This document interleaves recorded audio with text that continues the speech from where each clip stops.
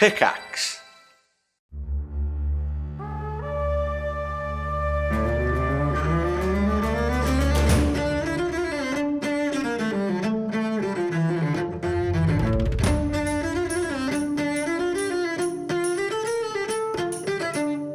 Thanks for dropping into the cast party. Join the cast and crew as they are paddy-wagoned from their Hollywood film set into the crazy world of Fandrea.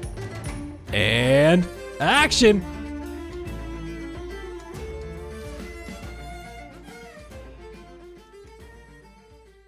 Do you want ad-free episodes so I shut up, exclusive behind-the-scenes content to learn more about the show and Campaign 2 coming up, or maybe even hilarious bonus monthly one-shots? How about the best way to support your favorite D&D podcast, all for less than the price of one cup of coffee? Hop on over to patreon.com/castparty right now and join the greatest community this side of the TTRPG world. You'll get an invite to our community Discord of over 400 active and incredible members, where we host live listening parties with all of us for every single cast party and now Nocturne episode. Community-driven D&D games, one-shots, mini-campaigns, live streams, hangouts, and game nights. Don't miss out on the fun. Join the cast and crew at patreon.com/castparty. We'll see you there. Thank you all so much for listening. Enjoy the episode, cast and crew.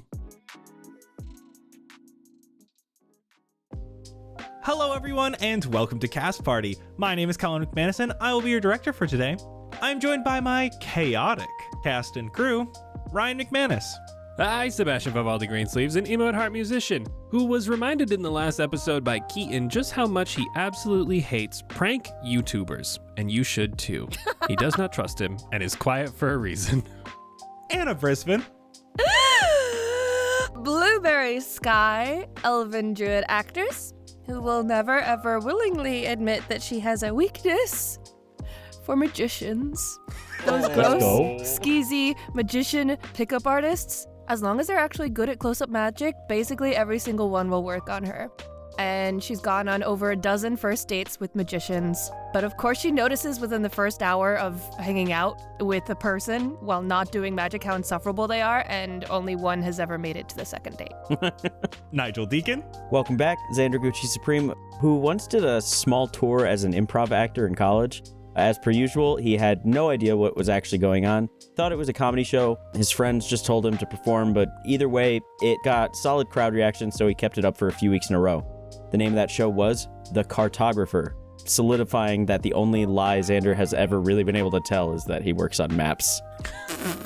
Jesus. And Vince Perino. Jett the Boulder Chambers, the big guy who, continuing the date trend, he's only been on a couple. They didn't really work out the best, though, mainly because his agent told him at one point that if he was to go out on dates, that he needed to be inconspicuous and kind of hide himself. So he took it upon himself to every date, put on a nice trench coat, wear a baseball cap, wear some sunglasses, and he won't take them off while they're out in public. But if they stop at anybody's house or anything, then it comes off. A trench coat? And if you couldn't tell with said get up, the dates don't really get to the second date. Well, yeah, who would want to date Inspector Gadget? In a baseball cap? That's all I think of when I hear trench coat. With that, let's talk about what happened last time. You all appeared in a desolate wasteland you soon found out was hell. You saw trees like those of the Witchfen Forest and heard a cry in the distance. You headed towards this direction of this cry and met Balthazar, who was trying to evoke emotions to get these new trees to change so he could harvest from them. He wanted your help evoking emotions to get what he needed before he would give you any information about Hell and Cieyr's place here. You evoked different emotions and provided him with samples for him to experiment on. He then told you of Cieyr's taking over Omus's old fortress and a nearby city known as Caliga, where he instructed you to go find Keaton, a young fiend who has been inside Cieyr's fortress. You headed towards Caliga but ran into a version of Cieyr made from knotted wood. He spoke with you about how lovely the Fey influence he is spreading is, and that he wants to spread it to Fandrea as well. He offered to let you be the seeds of change in Fandrea, but you refused. He took Jett's alias name as well as Sebastian's use of the word what. He disappeared, Blueberry fixed Sebastian's use of the word, and you continued towards Caliga. The Infernal City is half taken over by fey, trees, and plants. And while you are exploring this more infernal side, you ran into a group of fiends and were bombarded by fey seeds, causing a small imp to be turned into a massive T-Rex. You followed the culprit, who continued to throw these fey seed explosions at you, and you were able to eventually stop and hold on to Keaton, the small fiendish boy who you were looking for as he was causing mischief in Caliga. He was initially hesitant to help you, trying to figure out why you all wanted to see Cieyr. Xander convinced him that you all loved the chaos of the Fae by throwing another one of these seeds at 2 nearby fiends, causing more Fae magic to occur. Keaton began taking you towards Cieyr's fortress, but often got distracted along the way. As you continued to follow, there was a loud roar and a burst of blue powder coming from a nearby group of trees. Keaton took off towards this cloud, as did Blueberry in this giant eagle form she was in. Now, Keaton continues running, using his small wings on his back to propel him forward faster and faster. Blueberry flapping her wings quickly to keep up with Keaton. The blue powder floats into the air a moment like a plume of smoke, but begins to settle and fall downward towards this grove of trees. And so the scene is set. The question is, what will you do next? Did you mention that I got ruby red slippers? Oh! I didn't, but you did get some ruby red slippers. I also got ruby red slippers. Anyway. Thank you. Caw, caw. I'm an eagle still. So we're actively chasing after Keaton, and he's running towards the explosion or away from the explosion? Towards it. I'm running after. You guys all chase after Keaton, trying to stay with him. He's pretty fast, but you guys are also very fast, especially as a giant eagle. I'm so fast. The rest of you are falling behind a little bit, but Blueberry has no trouble keeping up with Keaton, and you enter the grove of trees. And as you do, you see a fiendish-looking humanoid. Very tall, easily 12 foot, its body colored a dull red, wearing only a skirt of leather that has these stains of dried blood all around it. The being itself is rippling with muscle and holds 2 large machetes, one in each hand. Its head looks like a goat's skull. It's definitely bone, but you can see that flesh is starting to grow over the sides of it. From here, whether it's a mask or its head in general is hard to tell. It is currently covered in this blue powder that you saw erupt from this area, and it's swinging its machetes wildly. Its eyes are closed, but it's trying to peek through as often as it can, and its eyes are obviously like all irritated and bloodshot and red. And then swarming around it are a bunch of small insectoid-looking pixies that are firing these little streams of blue powder. They're circling around this being just out of reach of its machetes, taunting it. And every time it opens its eyes to try to be able to look again, another one of these pixies shoots some of the blue powder into its eyes. You can see the pixies are laughing about as they swerve in and away from these wildly flailing machetes. Keaton just stops. Yo, give me my seeds back! And he rushes over to Xander. All right. Maybe we don't do that. Grabs the whole bag from you, grabs one of the seeds out, and starts throwing it at this being. I'm going to make a dex save for this guy. I believe blinded means disadvantage as well. So that's going to fail. Xander, roll me a D100. Oh, Oh Jesus. boy. 11. You can see that this being is wildly flailing with these machetes. Ah! Get away! Get away from me! And all of a sudden, his voice gets much lighter. He starts speaking a different language. Unless anyone can speak Sylvan. I cannot. Thank you. Thank you for sharing. You hear his voice changes a little bit, and it sounds like he is speaking a different language.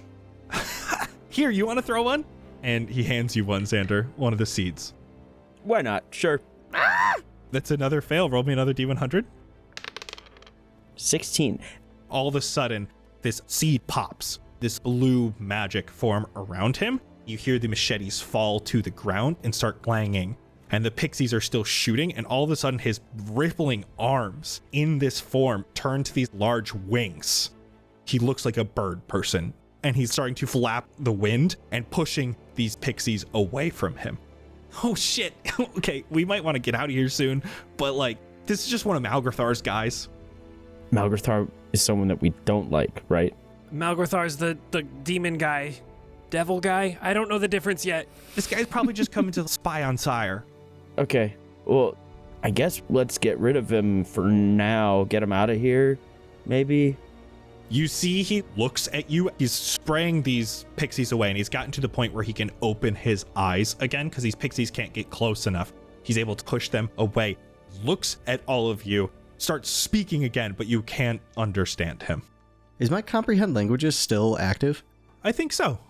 Jett, you're able to understand what he is saying. Get these things away from me, please. No, come on. I'm just looking for Cieyr. Oh, hey guys. He's looking for Cieyr. Okay. So? Yeah, I mean, that makes sense if he's with Malgrathar. Malgrathar just wants to know if Cieyer's worth exterminating or working with or ignoring. I'm going to be repeating all this back to everybody as he says it. I don't know what that means. I mean, I wouldn't mind a big pair of hands or wings. I turn, look at you. Oh, ho, ho. I think there's a deal to be struck here. That's all I'm saying. We could try. Struck a deal with the devil? What do you mean? Is it better than striking a deal with Cieyr? Why are we striking deals? Yeah, why would we want this guy around? Can I put my hands around his ears? Give me persuasion. 14.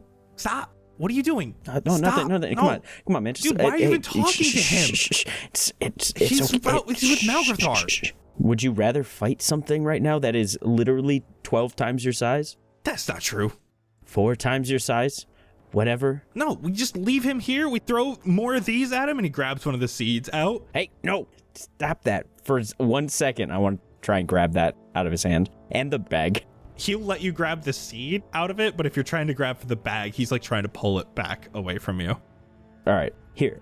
I'll give you back this seed. You go stand over there. You can keep throwing them at the dude. I'm going to talk to these guys real quick. Okay, yeah, give me a persuasion check again.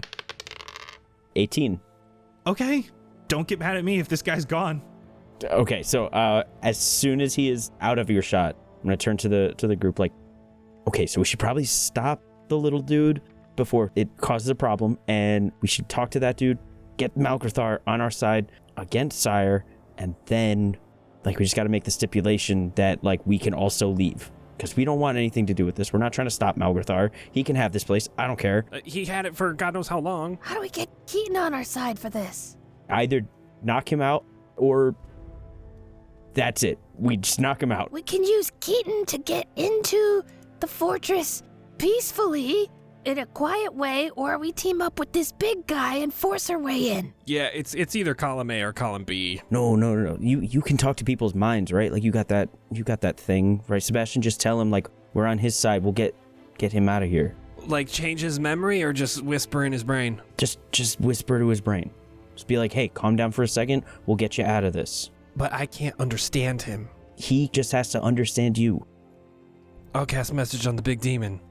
As you look over to the big demon, you see that Keaton has thrown another one of the seeds and it has popped. Why did you give him the bag back? Calm down. As this being is speaking in Sylvan, all of a sudden the mouth continues moving, but there's no words coming out of the mouth.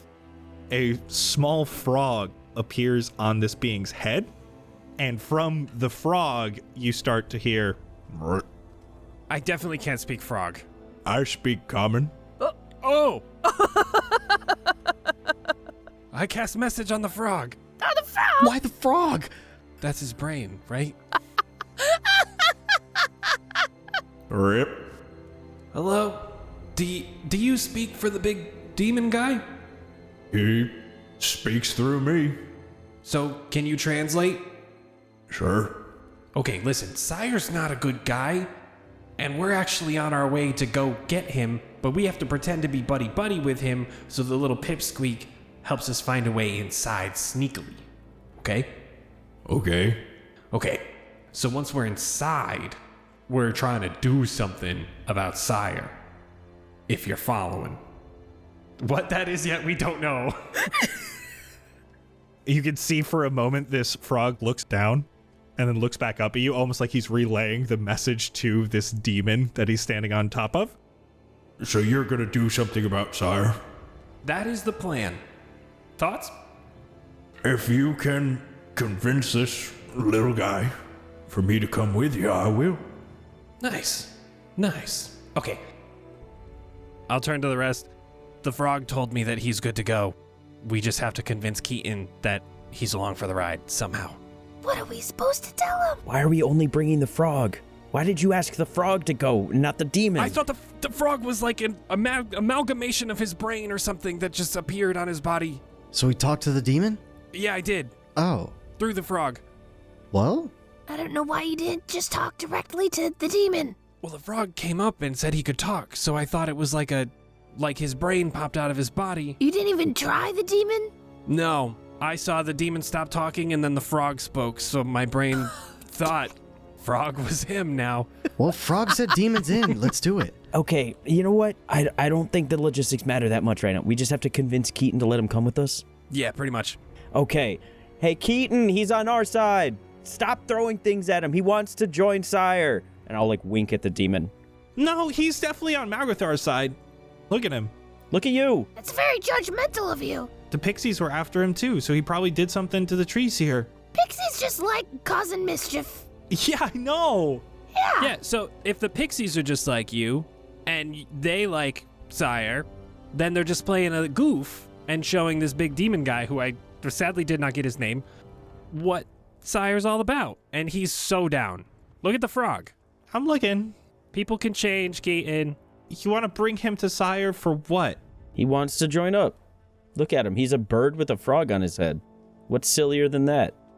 Sebastian, roll me deception. With advantage. Sure. Sick. 17. I only got a 4. With advantage. Wow. Okay. Fine. Just make sure he has fun or whatever. I don't know. You're dealing with him. He's having a blast. He has a frog on his head. He's just looking for a good time. He said Malgathar is fucking lame, boring. All right. So we're all on the same page. Lead the way, buddy. So you guys leave this grove of trees. You have a demon with only wings that is no longer holding their machetes. Tally-ho! You continue making your way to the mountainous peak in the distance. It takes a bit of travel time, crossing mostly open plains. There's some pockets of these trees scattered about. All of a sudden, over the sending stone, you hear Matthias. What did you do? Where are you? Oh, Hey, Matthias. we're in, hell? What do you mean? Literally. Remember how I have those, double patron daddy issues? Well, they're... I can't keep up. Yeah. Who are you with? It's all 4 of you. Everyone's alive. Yeah, we're gonna go take out the Archfey. God. Do your best. I need another day anyway to figure out how to get you to the Ebb and Reach. I've got some information, and now I have to clean up another dorm room. Tell me next time something like this happens. Oh, we would have loved to tell you about this one because it was against our will. If you have advice on how we can get back from here, let us know. I didn't even know these stones would still work, so that's cool. Keep me updated. Get back here fast, and I'll try to find a way out of there for you. This is Blueberry, by the way. I'm an eagle. Do you think an eagle speak? Yeah. I just assumed you had a sore throat. Matthias says hi, guys, by the way. Goodbye. All right, sorry, Matthias. They did not respond to that. You're just supposed to tell me they said hi back. They didn't say hi back.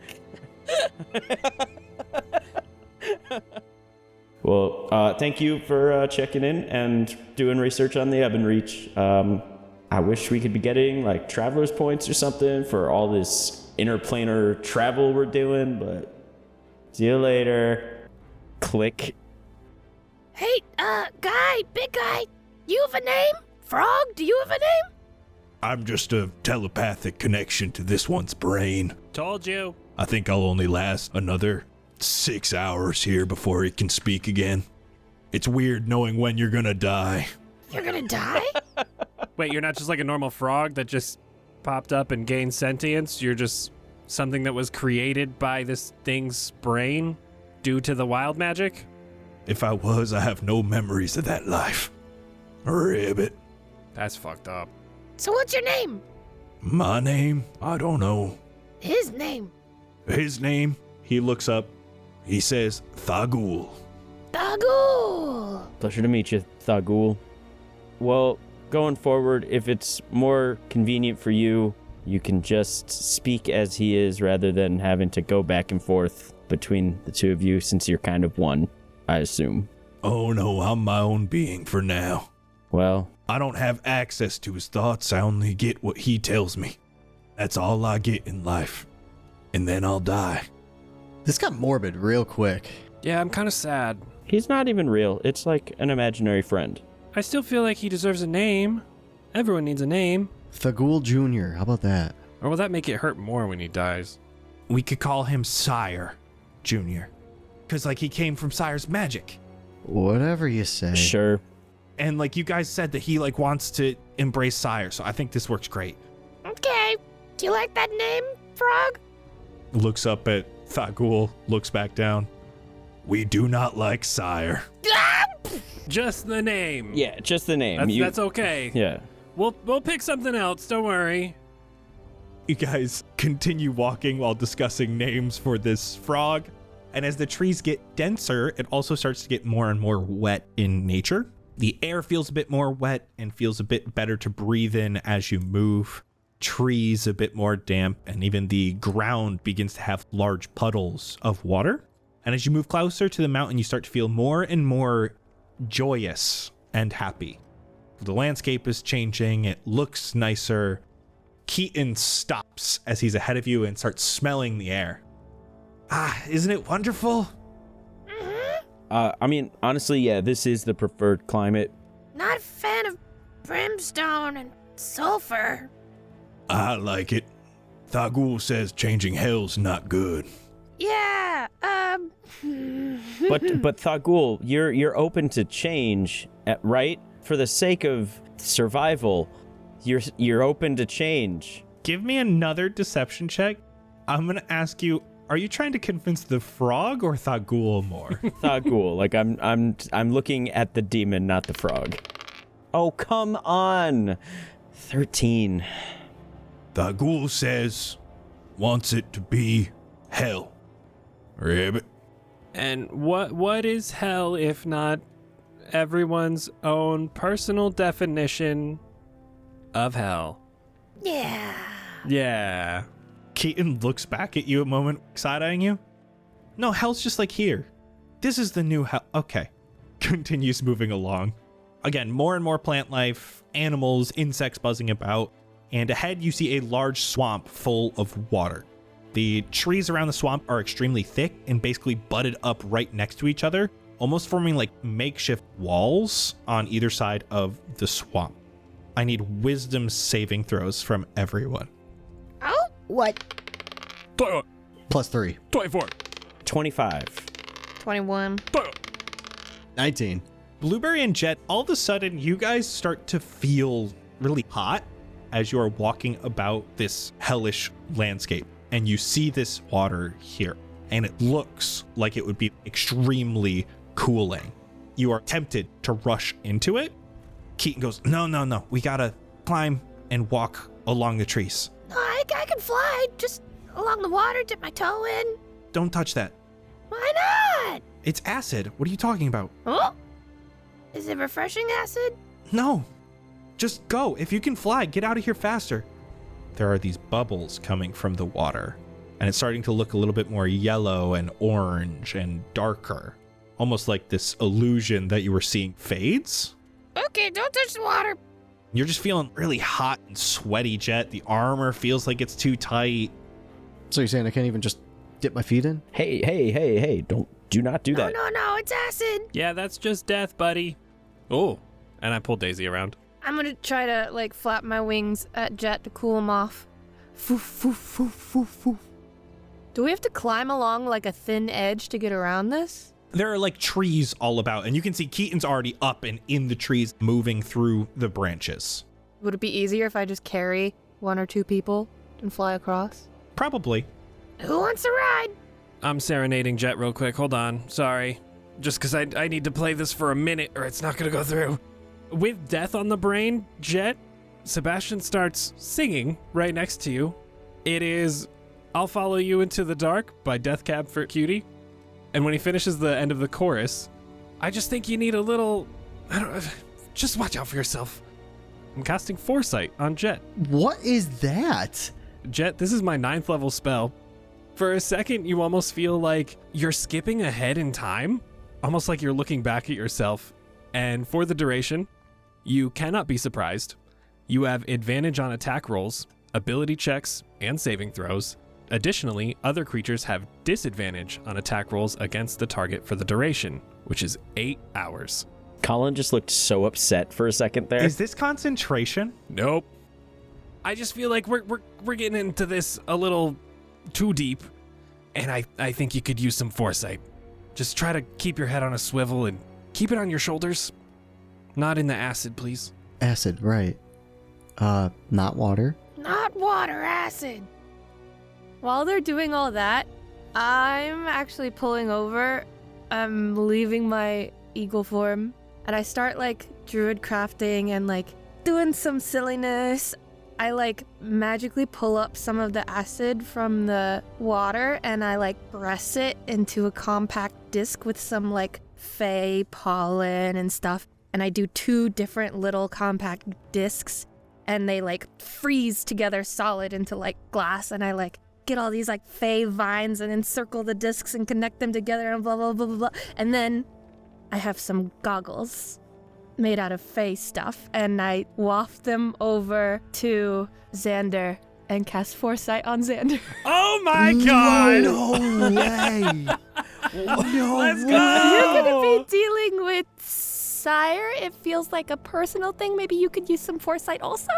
And have a little Foresight specifically into the Fae. I feel like this could help. This is going to be helpful. This will be helpful. Thank you.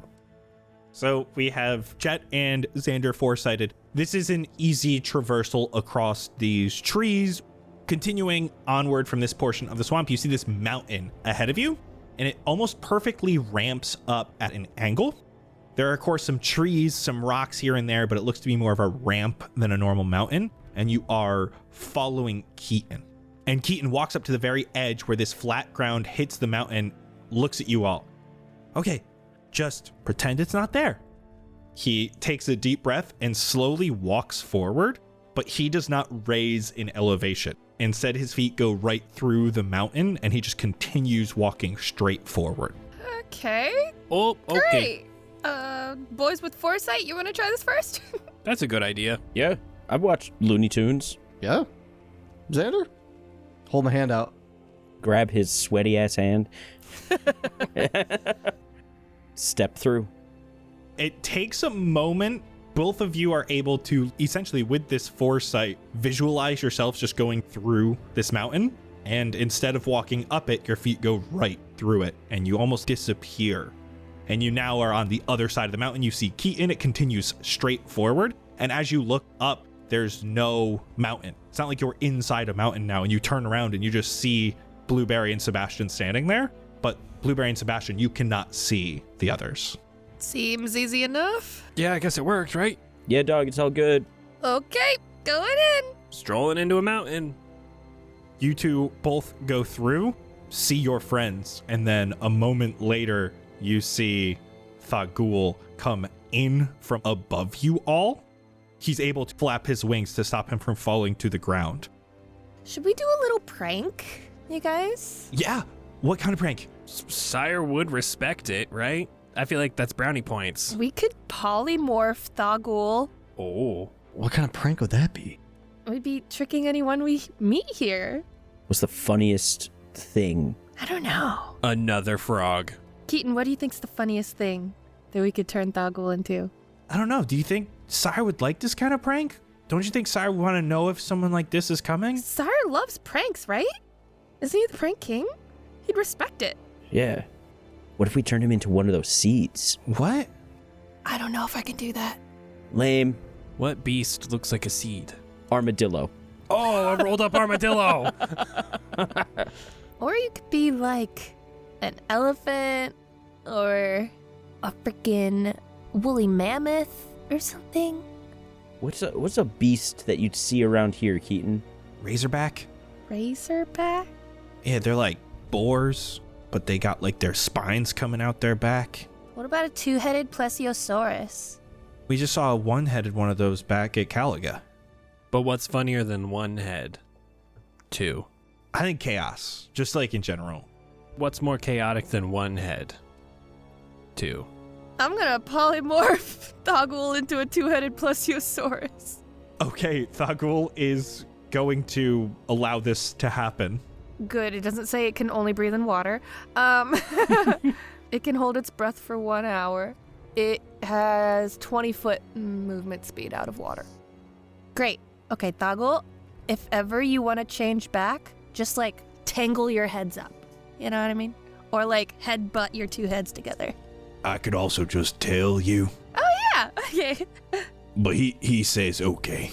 And for the record, Plesiosaurus still has an intelligence of 8, so still pretty smart. Is one head the frog? All right, let's go. Ahead on this main path, you can see the fortress. 2 heads. What? Two heads. Two heads? You There said are. a head. Yeah, 2 heads. You can see the path. Jesus Christ. You did just got. On the main path, you see the fortress. It is surprisingly open for being something called the fortress. It's pretty blocky with these large staircases on the side, and it looks to lead to a central platform that the entire structure lies upon. It's primarily made of charred metal. It looks to be like it was originally silver, but every piece of it now looks to be charred a deep black.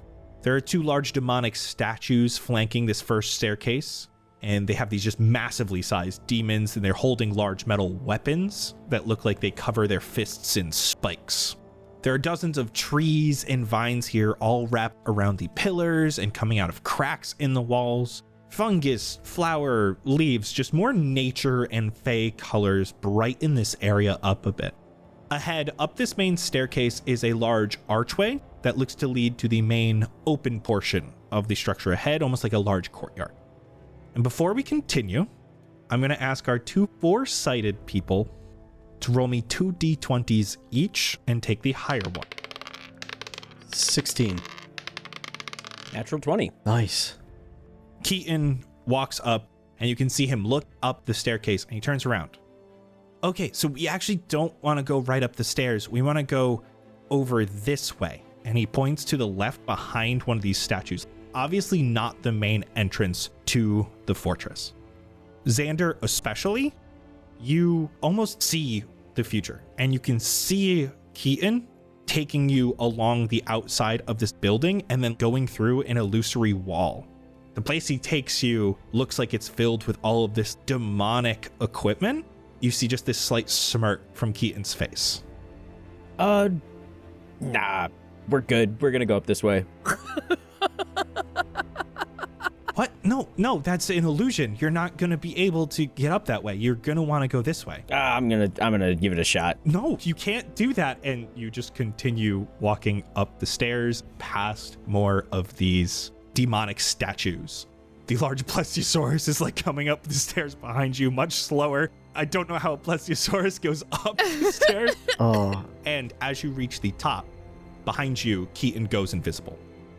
But you reach the top of this staircase and you see a large open courtyard. And from across the courtyard, you see Cieyr in his flesh and blood. Immaculate skin, his nose is blocky and stubby like a fawn. His wild hair is colored azure, and pink glows radiantly as he looks in your direction. He's got these massive antlers extending outwards with these dead vines decaying off of them. He's got this large gash taken out of his neck from Omis, and that wound looks to be festering. And as you appear and walk up, you can see similar vines growing out of his back, much like Xander, the ones you saw in your vision of him. He was using them to help him move. But this time, instead of extending outward chaotically, they wrap together and form this intricate body behind him with a set of hooved legs like a horse. This humanoid form still remains at the front, but now he has the back end of a horse made from vines out his back, like a centaur. Oh, you made it here rather quickly. I have a question. Who has the eyeglasses of true seeing? Sebastian had them last. Sebastian, I feel like this might be a good time to use those because we keep seeing illusions and stuff. That just gets rid of everything, right? Yeah, it just shows you what's really there. I feel like you're much more perceptive than I am, and you can get up in the sky, too. Do you want them? Sure. I'll pull them out of my jacket pocket, unfold them, and hand them over. I'm gonna put them on and activate them. Maybe should have done this earlier. It's fine. As you put them on, you start to see around you. It doesn't look like anything right now is illusions, but as you're walking up into this courtyard and you see Cieyr turn around and form this back half of him, just from behind you, you see Keaton crouching as he's walking around you guys to get towards Cieyr. And he thinks you can't see him, and he's just invisible, and he's trying to be quiet and sneaky about it. Mm-hmm. I'm gonna whisper that to everybody. Keaton is crawling towards Cieyr. He's invisible. He's a little rat. Can we grab him? Relay his coordinates. Can you stop him? I mean, keep him in place, maybe? Why do we need to stop him? What's he gonna do? He's gonna throw seeds at us. Tango, 2 o'clock p.m. Eastern. Point where he is with my pinky finger and like give a little landmark or something marker. If he's not immediately close enough to grab him, I'll try and mage hand grab him. Or shove him back towards us, I guess. Go ahead and give me that shove. Strength DC from you. 18, which isn't going to pass, right? Nope, that's a 19. He is invisible, so you're just really in tune with Blueberry right now. You have that foresight. You, almost like a lasso with this mage hand, go around in a large area and just try to pull backwards, and you feel like you hit something, and you pull. And you're able to take him 10 feet back. 5. And from that, you see Cieyr looks at you, Xander. You don't like my friend here. Oh, we like him a lot. We're not a huge fan of the seeds. So you have thought about my offer to become the seeds themselves. You would like to be the seeds of change throughout Fendrea. Huh? Sorry, Cieyr. I think you may have the wrong idea about what's going on. We actually do like this. I like the seeds. I think that they're fun. However, there's a place that those belong and a place where you belong, and I believe that's the Feywild. You would have me return to Wildacre. Yes, please. No. I said please. You've become a thorn in my side, and you know I love thorns, but not ones that won't go where they're supposed to. And these are supposed to go to Fendrea. No, thank you. You know, this is so much better than people just trying to lie to me. I like the directness. It's a little bit chaotic. I thought you liked pranks. That's when you're lying for fun. We're so fun. Sometimes. It's been fun to watch you. Keaton, did you have fun? Kinda. Wonderful. You were great companions to him. Thanks. He looks at you, Xander. Do you have a good relationship with your parents? Me? Whoa! Like right off coughing. the bat. Okay. Whoa. You know what, Cieyr? No, I don't. Do you? Oh, I killed them long ago.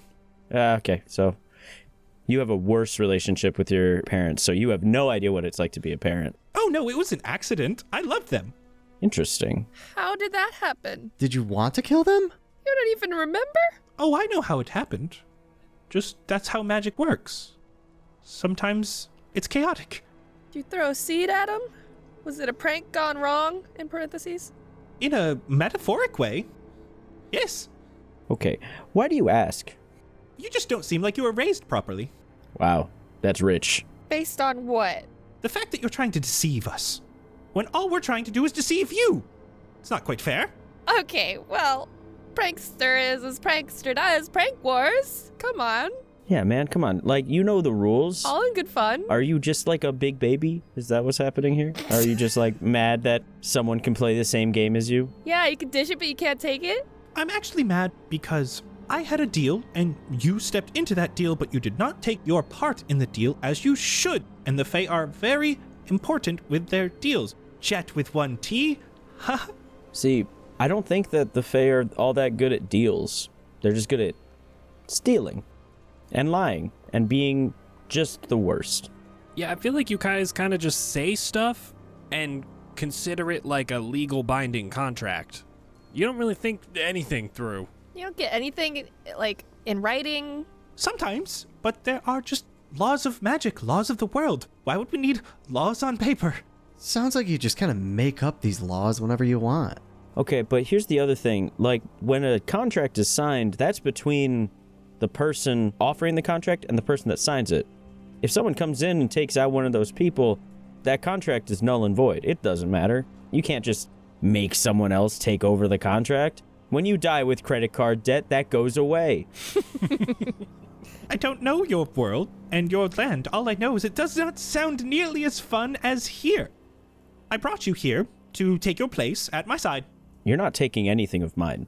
No, you'd be giving it, really. In fact, you'd be taking my power so that you could spread it across Fendrea. Homie, we're not even staying in Fendrea. As you said, things change. Not for you, I don't think. I think things should go back to the way they were. Keaton, seeds, please. And you see Keaton starts reaching into his bag. Can I shoot the bag? You may. Roll initiative. Hey, that's an ability check. You guys get advantage. Dirty 20. 25. Why are you so sad? Because I hate going first in combat, and it's the only role I ever do good at. 17. I have 17 as well. Sebastian, you know about where Keaton is because you saw that mage hand go out, and then you see Cieyr about 100 feet away from you. Can I have the surprise round because I have foresight? Even just for the one shot. I don't need all four, just one shot. Yeah. I'm trying to shoot the bag. If he's still invisible, I assume it's with disadvantage. Foresight, baby. You have advantage on every single attack roll. So it's straight roll. I rolled a 15 because I got a natural 1. Does not hit. You are already ready to shoot, and that mage hand continues to pull him, and he's getting up and scrambling a little bit, and he still has that bag in his hand, and he looks like he's still continuing to move. We are going to start, however, initiative with Sebastian. So where he is the last place that I technically saw him. No, you have not seen Keaton. You know the general area because you saw Xander's mage hand. And that, like, Blueberry pointed it out, and then the mage hand went there, but you cannot see him, and you did not see him in this position. You just know the general area. I would like to whip Daisy around, start playing Wonderwall as I cast Wall of Force. Basically, all I want to do is make a wall about 10 feet from where I saw Keaton. Or, sorry, where at least he was pointed out and where I saw the mage hand. I want to do it almost like a barrier, so in case he throws a seed, it explodes, hitting the barrier, and potentially him, instead of making it all the way to us. So, 3x3 square, roughly around where I saw him, but 10 feet closer to us. Do we see a wall of force form, or do we see you cast a spell and nothing happens? You would see me cast a spell. It is invisible to everyone. Well, I guess I would with my true sight. 1, 2, 3, and then 3 high. Just a bit of a barrier between Keaton and you all, and a little bit in the way of Cieyr and you all. Anything else on your turn, Sebastian? I think that's going to be it for me. He sees that you all are going for Keaton, looks at you. You see beneath you, specifically Sebastian, you form this wall of force, and you look down and you see a seed appear at your feet and explode. This is a 10-foot radius, so he's able to get 4 of you in it if we count the Plesiosaurus. I need dex saves from everyone, and you are in Jett's aura, so it is Sebastian, Blueberry, Jett, and the Plesiosaurus. Advantage for foresight. Sorry, I should have put that wall a little closer. 13. 12. 23 after the +3. I'm going to use my reaction. Bardic Inspiration on Blueberry. Oh! All right, it's a D12. 5. 18. 18 fails. No! So we're getting 3 wild magic surges. I'm going to roll a D100. Wow. And then I'm going to have Blueberry and Jett also roll wild magic. I'm going to start with the Plesiosaurus. You see that all of a sudden, this frog is still on the head of one of these Plesiosauruses. A bunch of peanuts appear and just start falling onto the ground. and you see a bunch of squirrels just start coming out of the trees, attacking the Plesiosaurus and trying to grab the peanuts. Weird place for a Five Guys. Oh, Ryan. It could be Texas Roadhouse. I was going to say Texas Roadhouse. Come on. Texas Roadhouse. And as that happens, you notice around the battlefield, more plant life shows up. And then I'm going to ask, Blueberry, what'd you get on your D100? 84.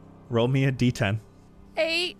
Summon 8 Earth Mephits under the DM's control. Oh my god. So they could be nice. You see as more and more of these trees and plant life sprout out, some of these roots are uprooting the earth and they fling up into these little beasts, these little beings. Beautiful. And then finally, Jett. 65. A 20-foot diameter, 20-foot high, 5-foot thick wall of thorns appears centers on yourself. So pretty much your aura, there is a wall of thorns around it that is 5 foot thick. Don't worry, guys. I got this. More and more plant life forms in this courtyard. We are to Cieyr's turn. You can see, those of you who can see him either through this wall of thorns or Xander primarily, you see that all of a sudden he moves his hands in like a quick circle.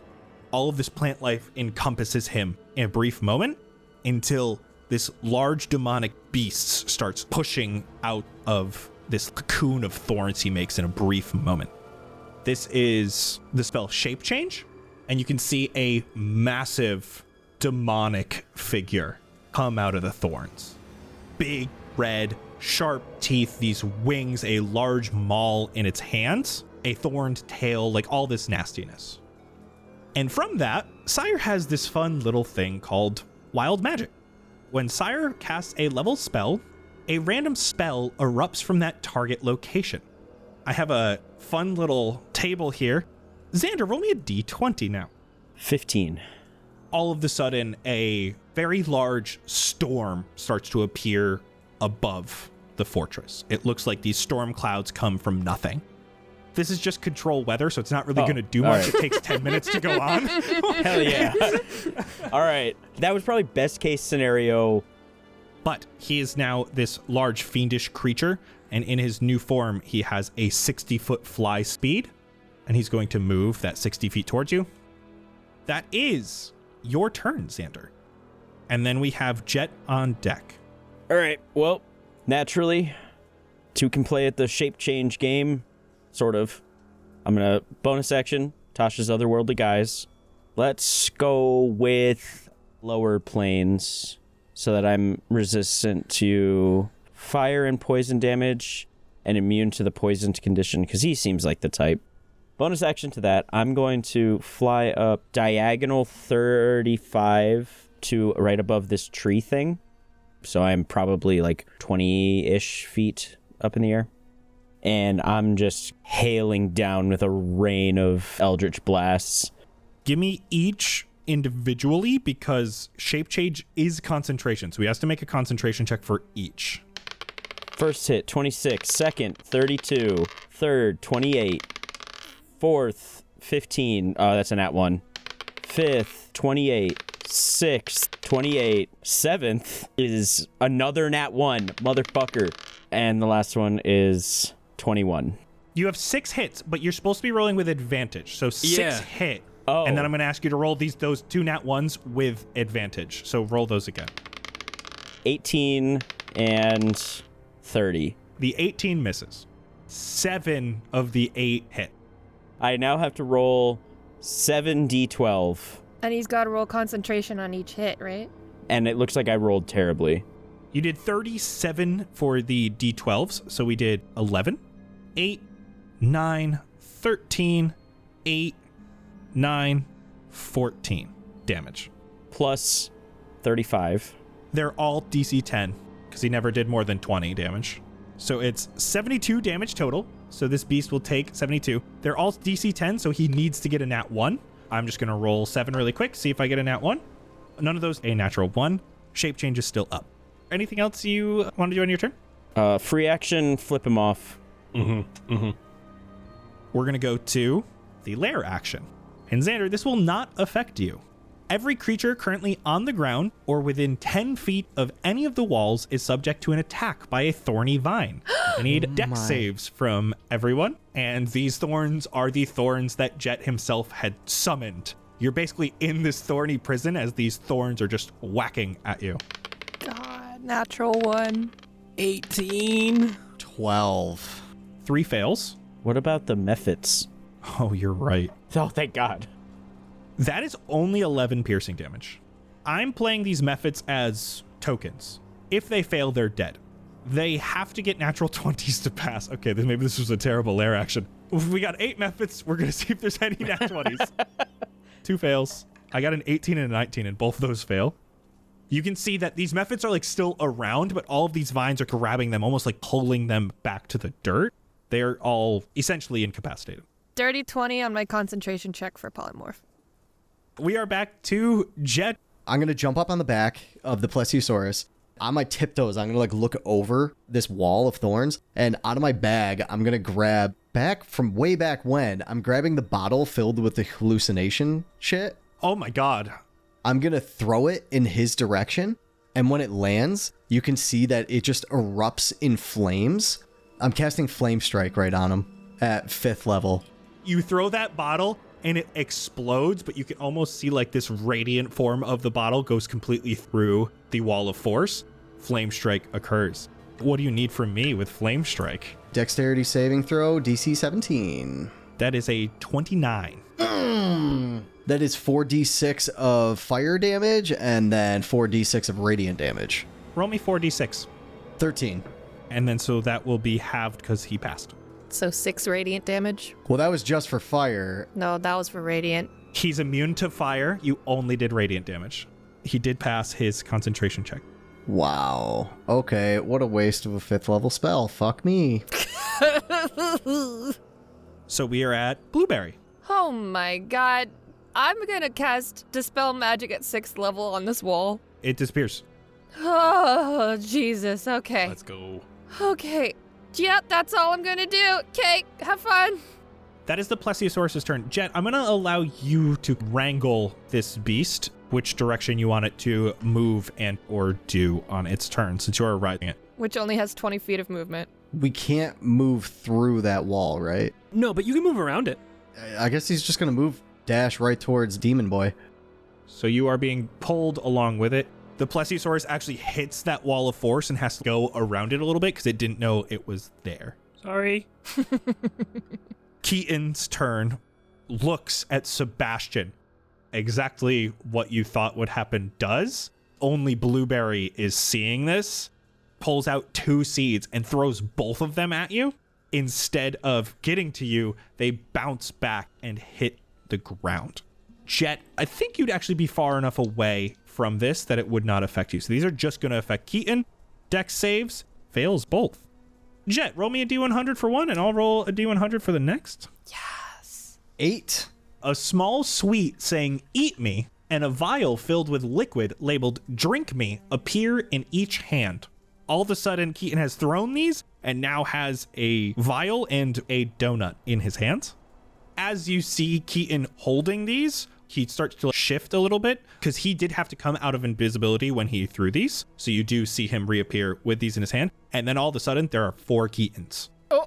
And with that, you see more and more of these plants appear all around this fortress. You can see that Cieyr in this form stands a bit taller. You can see like the blood, the veins, all of these vines start growing along where the veins should be of this demonic form he's in. And it looks to be empowering him. We're back to the top of the order with Sebastian.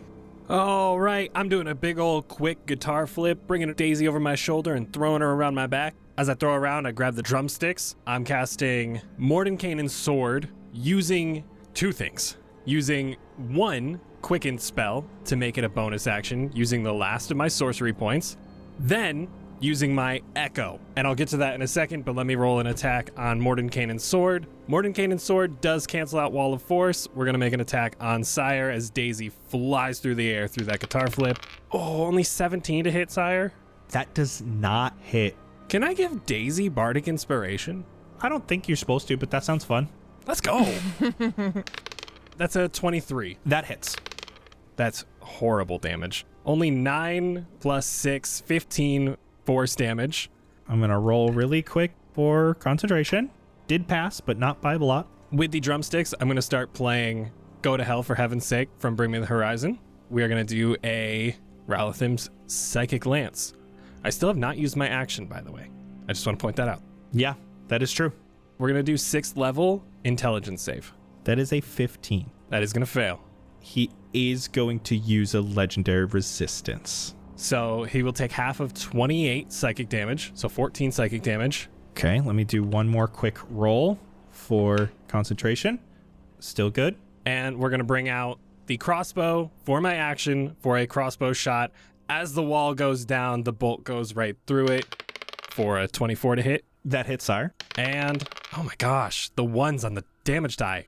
5 plus 6, 11 piercing damage, and another 3 psychic damage, I apologize, from my drumsticks. And that's turn. Okay. That's a nat 1. His turn next. I was so excited to do the Pit Fiend attacks. God damn it. Cieyr's shape change, the 9th level spell falls, and he appears. I'm also going to just take 10 feet backwards, 5 feet to the left. That's it. That is the end of your turn, though, and he is back to his normal self. And with enough wild magic surges happening within a mile of him in the past hour, we have unlocked his mythic actions. Interesting. That's fake. So in place of his legendary actions, he can use different things. At the end of Sebastian's turn, he is going to bend space and time.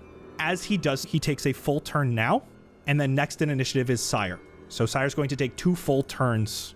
First, you can see that controlling weather continue to form, and all of a sudden the clouds open up, and there's this ethereal, hellish sun, and there's this large burst of flames that comes down. This is a 60-foot radius, meaning it will hit all creatures here.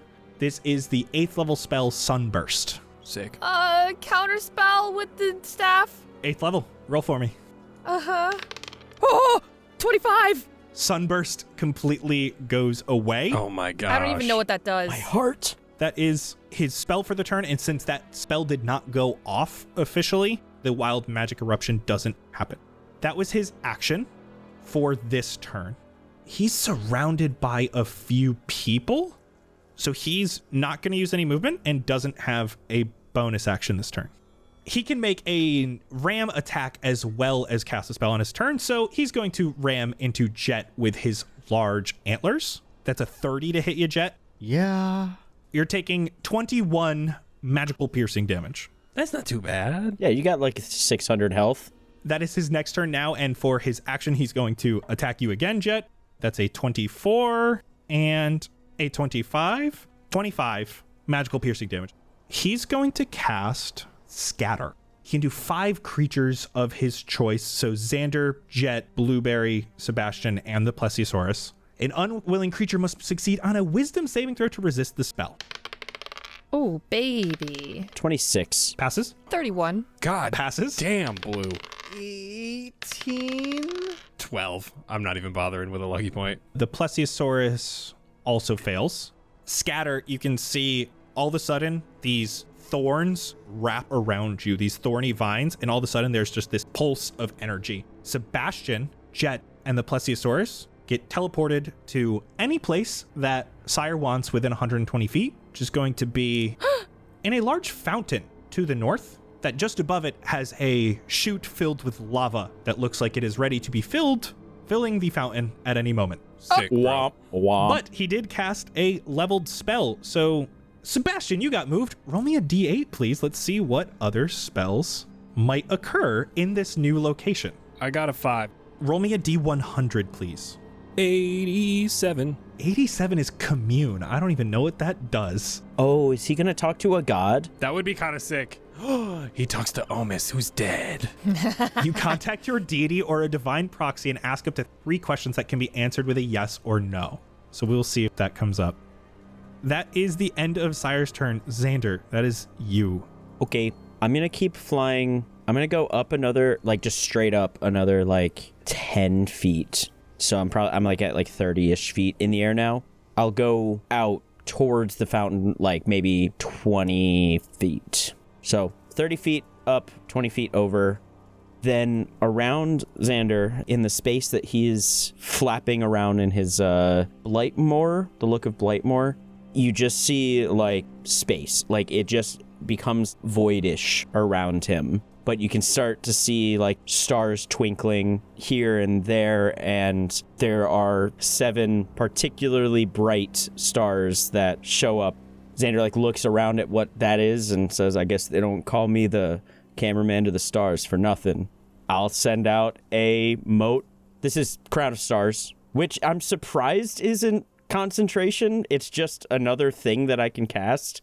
So it's 4d12 heading his way. If I hit, which is... Oh, did I only roll a 17? With advantage? Oh, that's better. 24. 24 hits. Sweet. And now the damage. 32 damage. Radiant. What can he do as a mythic action? He can now use one action to cast a spell of level 4 or lower. He looks at you, Xander, sees what you are right now. He gets close enough to you, Xander, and he's going to cast a 4th level Blight. Great. Sense your Blight more. It works. Give me con save, please. 18. That does fail. You're taking 29 necrotic damage. Oh. All right. I can live with that. Since this was a legendary action, he will not get the wild magic surge. That's only on his turn. We are to the lair action. From around you, you start to hear these hellish screams coming from these souls that are still around this area, almost like the echoes of the people who have been here. Xander specifically, when you hear them in your mind, you think about that room downstairs that Keaton was trying to take you to. As you hear all of these, I need wisdom saving throws from everyone. Oh, nat 20. There we go. 22. 25. 16. Fails. 26. Passes. Xander, you're taking only 7 psychic damage. Oh, easy. You're already used to it. You know where this is coming from. It doesn't quite hit you as much. The rest of you do not take anything. And we are to Jett with Blueberry on deck. Oh my god, I forgot to do the thing. That's all right. Colin, I will permit you to do the legendary action if you give us all inspiration. Same. No, I'm okay with that. I don't. No, I'm cool with that. This. Sure. You want me to go back and do the other lair action so you all get inspiration? I'm just saying the only bad thing that came from that other lair action was me taking 7 damage. So There's a vat of lava hanging above 3 of our I heads. got us. You'll It's be okay. fine. I'm gonna take care of it. I'm gonna melt, bro. Vince, you're the only one worried about it. Ask the plesiosaur. I just think it's really funny to tell the DM, I will allow it. Okay, if you guys can convince me, then I'll say yes. It'd be funny. All right, fine. It'd be Yeah, funny, but do it. Fine. That's all it took. That's all it takes, man. Okay, everyone will get inspiration. This is so stupid, but okay. Instead of these echoes, you do hear them. They echo and they reverberate different portions of this building. And you see above this fountain, it's a lava aqueduct. All of a sudden, it shakes. Molten sludge just pouring down into the central part of the fountain and then sliding down each of these levels towards the bottom.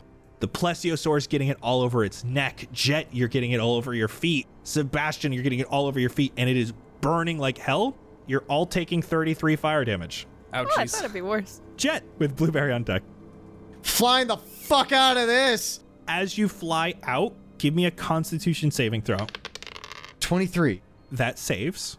As you are getting out of this lava, you're able to shake the rest of it off. You feel the heat coming from it. It's hardening on your feet, but you do not feel any more of that pain coming from it.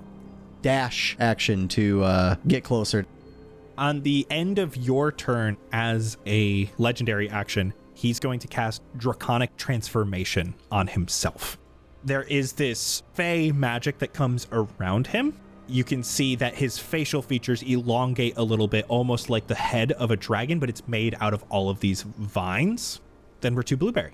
And a rough percentage-wise, how is Jett looking? 50%. I'm gonna run 45 feet northeast, right around where the Mephits were.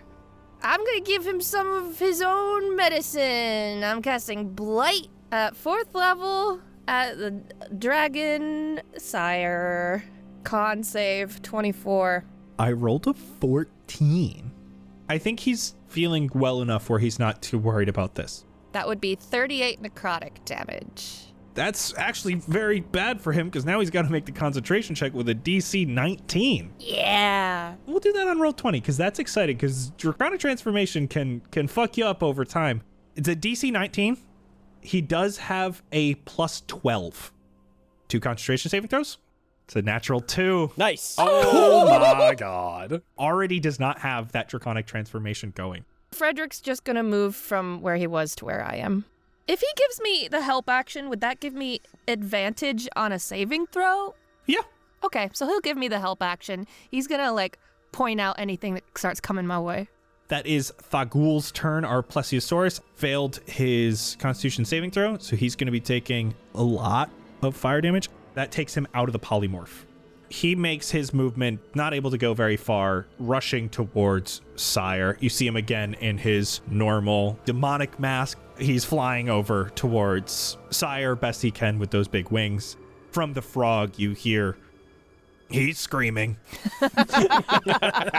Oh. That is Keaton's turn.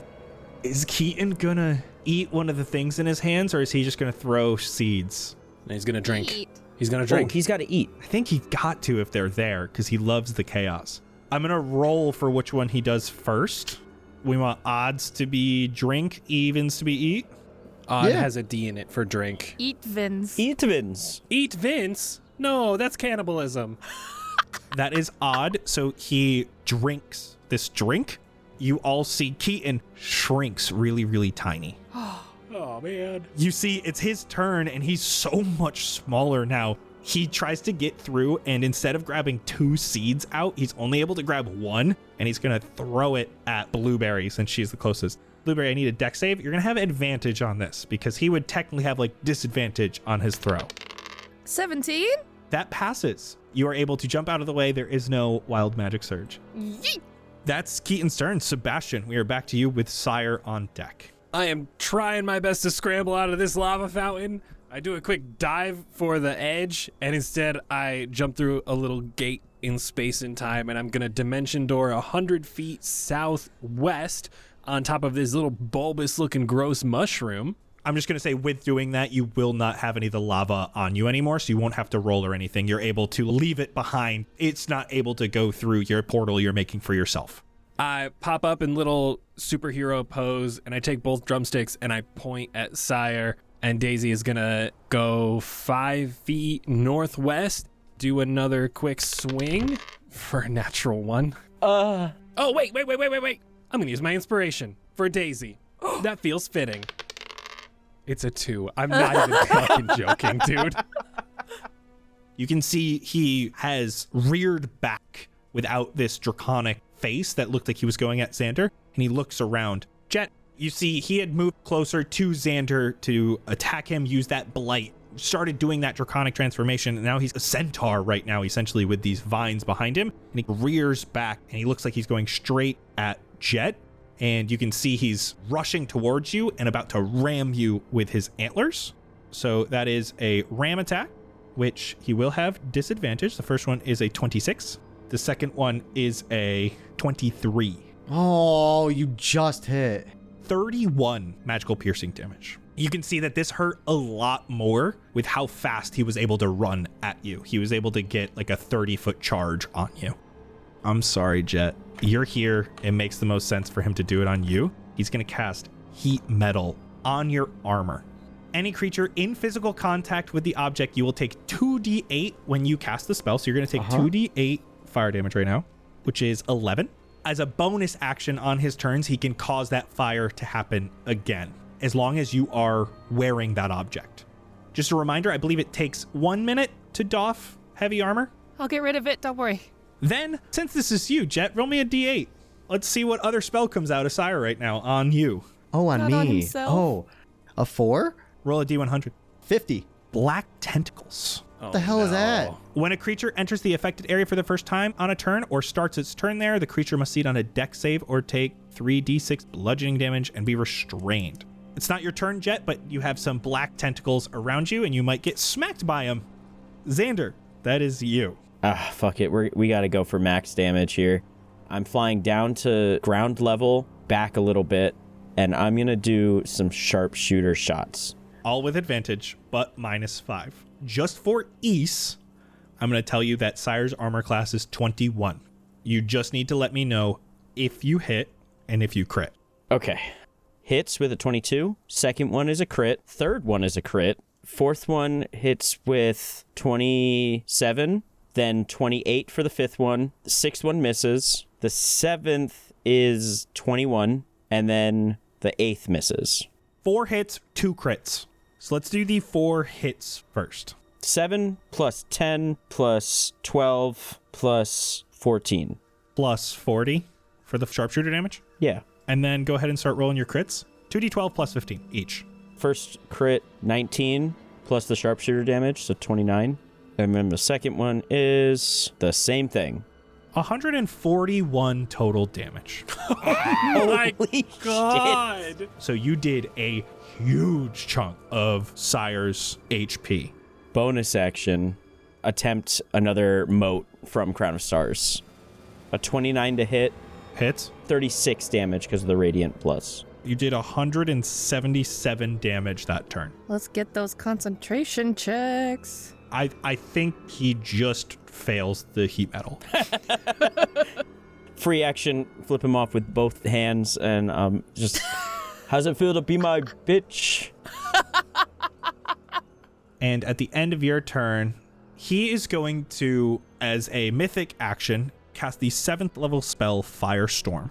He can choose 10 by 10 cubes where fire rains from above. This control weather is beautiful for just this reason of all of these different things raining from the sky. That hellish sun that you saw earlier with that sunburst that was trying to come down, this time is just shooting all of these little hellish meteors in these different areas. They all have to be connected to each other, so he cannot hit all 4 of you, but he can connect them enough to hit Xander, Sebastian, and Blueberry. I need dex saves from everyone in that area. Damn it. Oh, good. 25. Passes. 11. Fails. 5. Fails. 53 fire damage on a fail, half on a save. I take half because of my form. Sebastian, do you need to do concentration for Daisy? You're so right. That'll be DC 10. 13. I failed my concentration. No. Wait, can I use inspiration to roll one more time for that, or is that not allowed? Yeah. Dirty 20. I'm good. We are finally back to the lair action. To make things simple, I'm just going to do the Whispering Souls. I need wisdom saving throws from everybody. 30. 5. 29 with a nat 20. Damn, boy. 22. The only one that takes damage is Sebastian. 11 psychic damage. We are finally back to Jett with Blueberry on deck. Jett, actually, you are starting your turn in the Black Tentacles. I need a dex save from you, please. 17. Fails. That is 9 bludgeoning damage, and you are now restrained by the tentacles. Luckily, Cieyr is right in front of you. Fighting these black tentacles off of me, I'm just going to try to swing the sword right at his face. First attack is going to be a 27. The second one is going to be a 26. Both hit. Oh my god, that's max on one. 19. And then for the second one, 16 2 radiant. Blueberry, that is you with Thagul on deck. You see that Cieyr is rather exhausted. Hey, Jett! Haha. Health or T-Rex? Rex. Polymorph on Jett, T-Rex. Anything else on your turn, Blueberry? No, Frederick's just gonna give me the bonus action help again. And I'm gonna move 45 feet towards this kind of gold tree to the northeast. So we are to Thagul, just flapping over, gonna try to kick Cieyr in the head. That's a miss. That's Thagul's turn. Not able to do a lot without his machetes. Comes over, just tries to do those kicks. That is Keaton's turn. Keaton is a tiny little baby boy with 4 different versions of himself, rushes towards Blueberry, but has to use full dashes to get anywhere near her, and is not able to throw a seed this turn. Get away from me, you little shit! Step on him. Chaos! I can see right through you, and I point at my eyes and I point at real him. No, stop! We are to Sebastian with Cieyr on deck. Daisy's gonna run up to Cieyr, do a big old swing. Natural 20 from Daisy! Finally!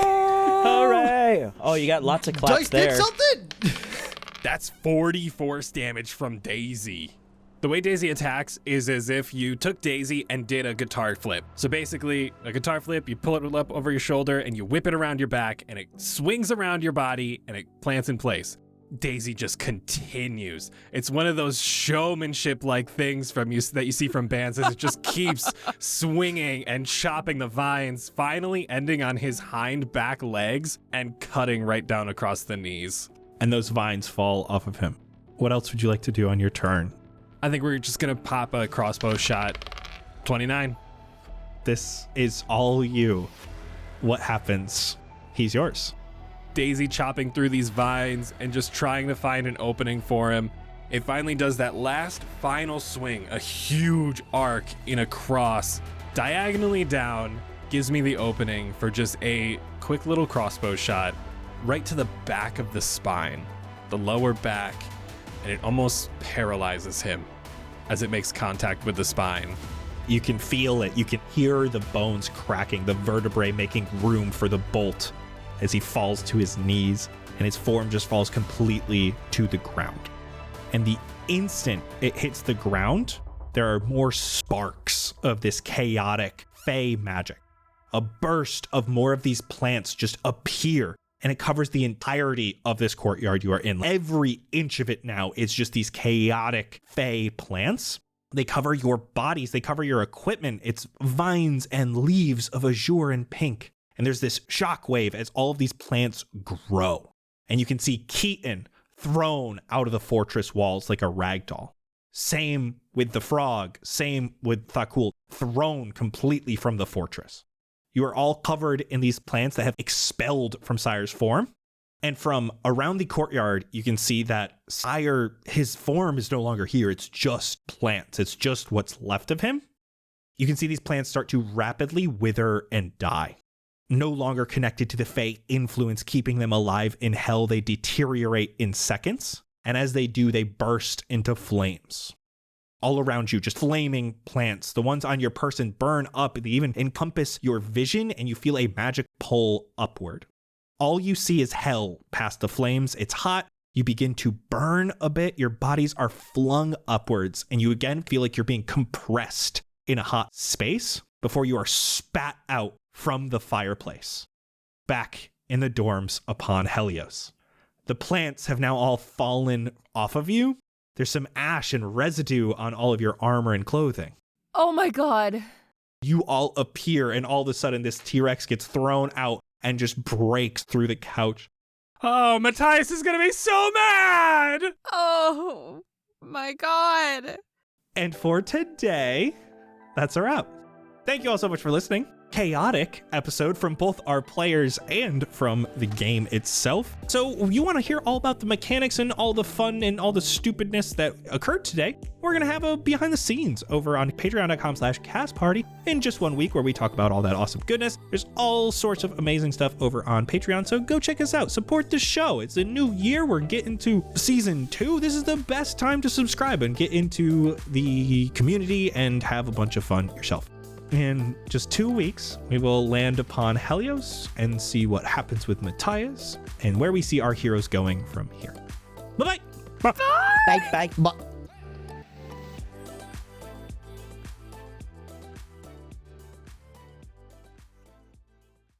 Why? Ryan. They're so cute together. Right? They're adorable. Ryan, that's my dog. They're a really cute couple, actually. Or No, that's you. my dog. Who made this, by the way? yeah, it is That's so the weird. seventh image. It is some sort of kink. Oh my Goggles, god. yo, made Holy it. shit. I guess Look at the gold chain he's got. I know, too. he's fucking ripped, dude. that could be daughter, right? Or son, I guess. No, that is let's definitely not- hearts above. You don't love your parents? Familial hearts. Looking up at him longingly, like Have you not seen a child loving their father? Admiration. Role model. Is that what you see in that face there, Jett? I think that says more about you Yes. than it does about this picture. That's how dogs look at their owners. Exactly. That is how my dogs look at me. So do you think that's a sexual look? In this picture, yes. With my dogs, hell no. No. When your dogs look at you. No, listen, I'm with Vince on this one. Those are some fuck me eyes. Maybe coming from the T-Rex. Like, he looks strong. Both! Yeah. Look at how erect his tail is. Oh my god, no. I'm so sorry. Ryan, everything is derailed. Hello, everyone. I just finished moving. This is probably the closest I have ever been to missing an upload. It is Sunday at 6:40 p.m. The episodes go up Monday morning at 6 a.m. So, I got my entire computer set up and tried to rush through these last episode uploadings. So, I apologize that there's no funny skit this time around. I will happily make it up to you all next episode.